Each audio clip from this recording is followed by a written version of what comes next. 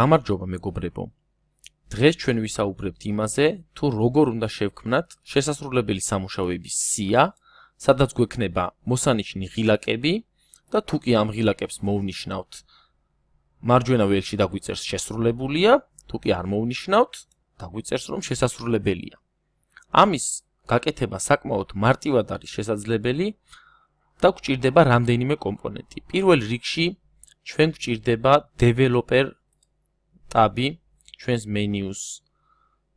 მენიუში გამოსახული, რადგან developer ტაბი ავტომატურად Excel-ში არ არის გააქტიურებული, ამიტომ ჩვენ მის გასააქტიურებლად უნდა გადავიდეთ ფაილ ღილაკზე, ავირჩიოთ Excel Options და როგორც ხედავთ ამ გამოსულ ფანჯარაში გვაქვს ესეთი ტექსტი Show developer tab in the ribbon.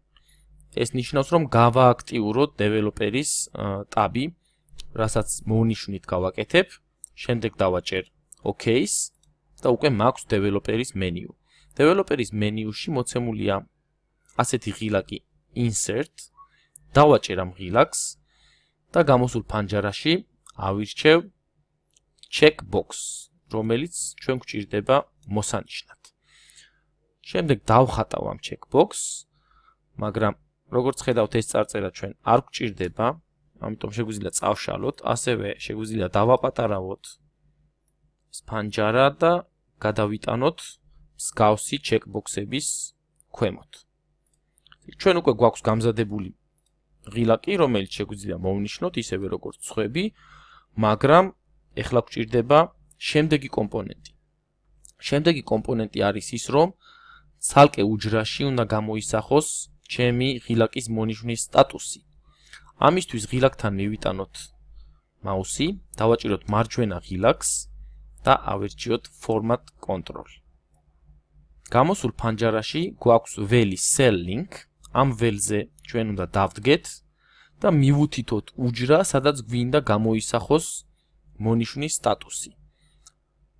მივუთითებ F11 უჯრას, დავაჭერ OK-ს და როგორც ხედავთ, თუ კი ღილაკი არის მონიშნული, ამ უჯრაში წერია true, თუ კი არ არის მონიშნული, წერია false. შესაბამისად, მე უკვე მაქვს საფუძველი, რის მიხედვითაც განსაზღვრავ სტატუსების უჯრებში ჩაწერილ ტექსტებს. როგორც ხედავთ, ეს ტექსტები განსაზღვრულია if ფორმულით. if ფორმულა მეუბნება თუ მაგალითად F10 უჯრაში წერია true, ტექსტი, რომელიც დაიწერება იყოს შესრულებულია, სხვა შემთხვევაში კი დაიწეროს ტექსტი შესასრულებელია. მე იგივე ფორმულას გადმოვიტან ჩვენთვის სასურველ უჯრაშიც და როგორც ხედავთ, ამ შემთხვევაში ფორმულა უკვე დამოკიდებულია F11 უჯრაზე და თუ მოვნიშნავ ღილაკს დამიწერს შესრულებულია, თუ კი არ მოვნიშნავ, დამიწერს რომ შესასრულებელია. ასე მარტივად შეგვიძლია დავამატოთ ჩვენ დავალებებიც, შესაბამისად დავამატებთ ახალ მოსანიშნ ღილაკებს და გამოვიყენებთ იგივე ფორმულას.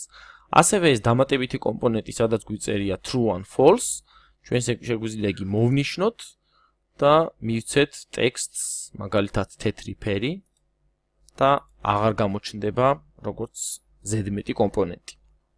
მადლობა ყურადღებისთვის, გისურვებთ წარმატებებს. ასევე გააზიარეთ და დაალაიქეთ ჩვენი Facebook-ის გვერდი და გამოიწერეთ ჩვენი YouTube-ის არხი. კარგად ბრძანდებოდეთ.